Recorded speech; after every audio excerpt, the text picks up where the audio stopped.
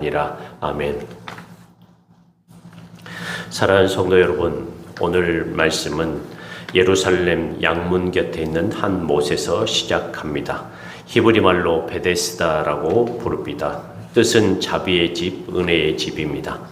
그런데 이름은 자비의 집인데 그 안의 풍경은 자비와 멀어 보입니다. 수많은 병자들이 모여 있습니다. 맹인도 있고 다리 젖는 사람도 있고 혈기 마른 사람도 있습니다.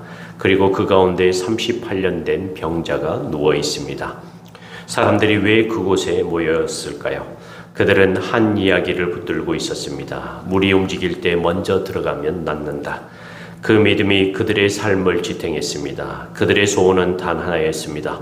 저 못에 먼저 들어가면 산다. 그런데 이 구조에는 구조건이 있었습니다. 가장 먼저 들어가야 합니다. 그래서 그곳에는 경쟁이 생깁니다. 병자들이 모였지만 서로를 붙잡아 주지 못합니다. 자비를 구하러 모였는데 자비가 아니라 속도와 순서가 지배합니다. 자비의 집이 아니라 먼저 들어가는 사람만 사는 집이 되어버린 것입니다. 예수님이 그 병자를 보십니다. 그리고 물으십니다. 내가 낫고자 하느냐? 이 질문은 단순한 확인이 아닙니다. 예수님은 마음의 뿌리를 건드립니다. 정말 원하느냐? 그리고 더 깊이 말하면 이겁니다. 너는 무엇에 기대어 있느냐? 병자는 이렇게 대답합니다. 물이 움직일 때 나를 못에 넣어줄 사람이 없습니다. 내가 가는 동안 다른 사람이 먼저 내려갑니다. 이 말 속에는 그의 인생이 담겨 있습니다. 고립된 그의 인생입니다. 38년 동안 관계망이 끊어진 사람입니다. 가족도 친구도 공동체도 사실상 없습니다. 그리고 베데스다에도 사람은 많지만 그를 들어줄 자비는 없습니다. 아픈 사람들이 모였지만 서로 살려줄 자비는 없는 구조입니다. 병자는 지금 병자들에게 도움을 구하고 있습니다. 그는 절박합니다. 그러나 살기 위해서 자기와 똑같이 힘없는 사람에게 조금의 자비를 구하고 있을 뿐입니다. 그런데 이건 사실 착각에 가깝습니다. 약한 사람이 약한 사람을 들어올리기는 어렵습니다. 하지만 절망이 깊어지면 사람은 시야가 좁아집니다. 살아남는 길만 보입니다. 그래서 결국 사람에게만 기대게 됩니다. 이 장면은 저 병자가 나쁘다는 것을 말하지 않습니다. 절망이 사람을 얼마나 좁은 세계로 몰아넣는지 우리에게 보여주고 있을 뿐입니다. 여기서 예수님은 새로운 길을 여십니다. 연못을 보지 않으십니다. 물의 움직임을 묻지 않습니다. 경쟁에 참여하라고 하지 않습니다. 예수님은 말씀하십니다. 일어나라, 내 자리를 들고 걸어가라. 조건이 없습니다. 물이 움직일 필요도 없습니다. 먼저 들어갈 필요도 없습니다. 누가 데려다 줄 필요도 없습니다.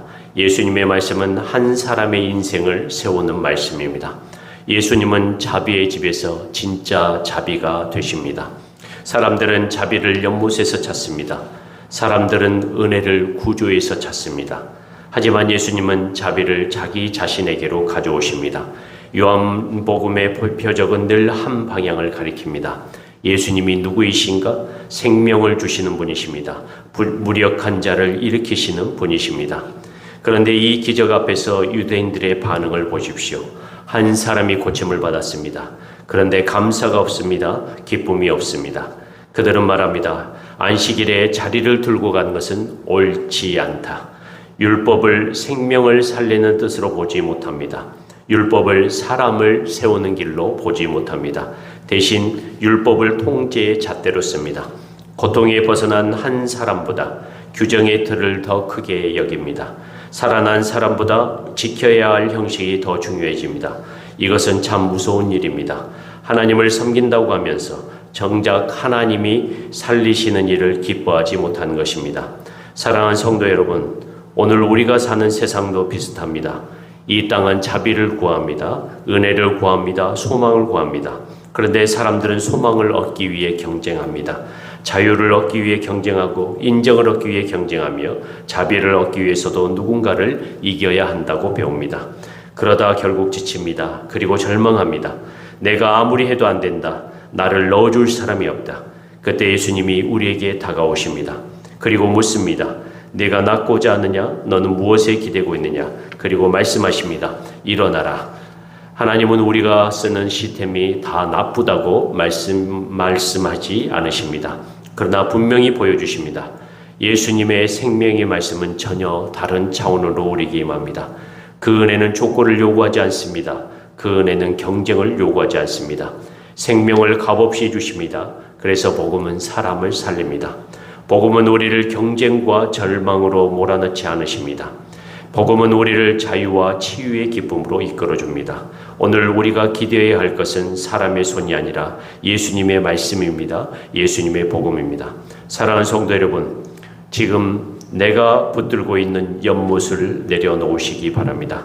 이것만 되면 산다라고 매달리는 조건을 내려놓으시기 바랍니다. 그리고 예수님의 말씀 앞으로, 예수님의 그 앞으로 나아가시기 바랍니다. 주님 앞으로 나아갑시다. 하나님께서 우리에게 한없는 은혜를 주실 것을 믿습니다. 또한 주님의 은혜로 일어서는 귀한 성도님들이 되시길 주님의 이름으로 간절히 축원합니다. 기도하겠습니다. 사랑의 아버지 하나님, 우리는 자주 베데스다의 사람들처럼 살아왔습니다. 자비를 구하면서도 경쟁했고 소망을 구하면서도 불안했습니다. 나를 도와줄 사람이 없다고 말하며 사람과 조건에만 기대었습니다. 사랑의 아버지 하나님, 오늘 제게 말씀해 주시옵소서. 일어나라. 그곳에서 일어나서 자리를 들고 가라. 주님의 말씀으로 다시 우리를 세워 주시옵소서. 경쟁의 마음을 내려놓게 하시고 값없이 주시는 은혜를 믿게 하시고 치유와 자유의 기쁨으로 걸어가게 하여 주시옵소서. 우리 주 예수 그리스도의 이름으로 간절히 기도하옵나이다. 아멘. 오늘 이 새벽에 우리가 우리 자신을 놓고 기도할 때 주의 사랑과 은혜 가운데 걸어갈 수 있는 주의 말씀으로